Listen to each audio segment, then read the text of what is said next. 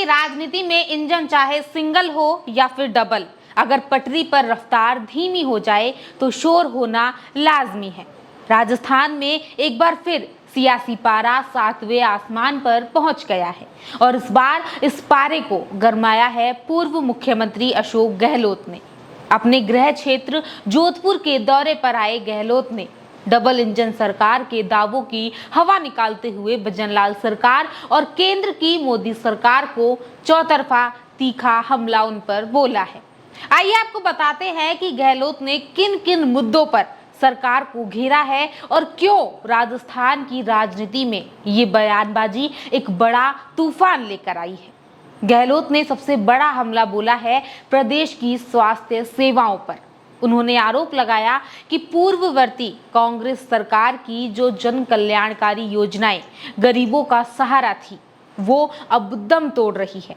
पूर्व सीएम का दावा है कि प्राइवेट अस्पतालों को सरकार की तरफ से समय पर भुगतान नहीं मिल रहा और इसका नतीजा है कि अस्पताल अब मरीजों को भर्ती करने से कतरा रहे हैं और गरीब मध्यम वर्ग इलाज के लिए दर दर की ठोकरें खा रहे हैं, वो भटकने पर मजबूर हैं।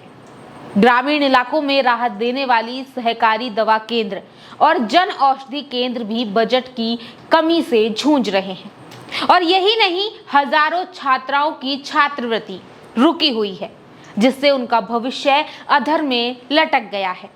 और बात सिर्फ स्वास्थ्य की नहीं है, बात प्रदेश के सबसे बड़े प्रोजेक्ट यानी बाड़मेर रिफाइनरी की भी है।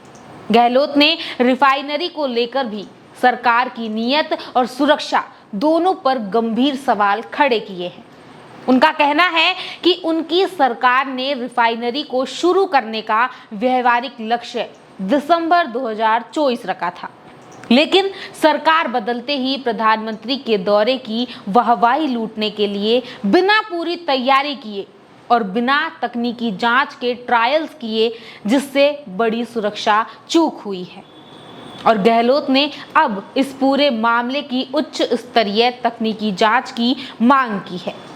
अपने गृह जिले जोधपुर की स्थिति पर भी पूर्व मुख्यमंत्री का दर्द और गुस्सा साफ झलकता हुआ नजर आया। उन्होंने वर्तमान सरकार पर जोधपुर के विकास को ठप्प करने का आरोप लगाया और इंदिरा गांधी नहर परियोजना के तीसरे चरण के लिए मंजूर किए गए 1400 करोड़ रुपए के काम की कोई मॉनिटरिंग नहीं हो रही है। Sumer public library, sports complex, fintech institute और सैटेलाइट अस्पताल बनकर तैयार खड़े हैं, लेकिन सरकार वहां ना तो डॉक्टर दे पा रही है, ना स्टाफ और ना ही जरूरी उपकरण। दोस्तों, राजस्थान से रुख करते हुए गहलोत ने दिल्ली दरबार पर भी निशाना साधा। उन्होंने देश में बढ़ती महंगाई और पेट्रोल डीजल की बढ़ती कीमतों पर केंद्र सरकार को कटघरे में खड़ा कर दिया। उन्होंने कहा कि चुनाव खत्म होते ही जनता की जेब पर अतिरिक्त बोझ डाल दिया गया है। गहलोत ने मांग की है कि केंद्र सरकार देश की वास्तविक आर्थिक स्थिति पर एक श्वेत पत्र जारी करे ताकि जनता को सच पता चल सके, क्योंकि एक तरफ जहां गहलोत सरकार पर हमलावर करते हुए दिख रहे हैं, वहीं एक तरफ वो अपनी पार्टी के संगठन को भी थपथपाना नहीं भूले हैं। वहां उन्होंने वाहवाही की अपनी पार्टी की।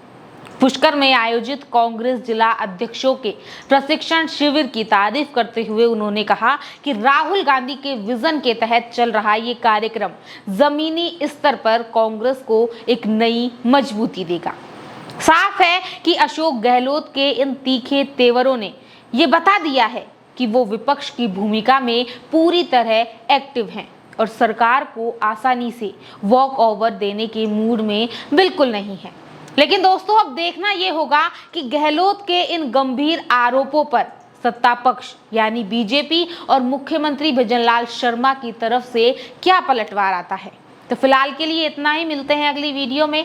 तब तक के लिए बने रहिए आपके अपने चैनल द खटक के साथ।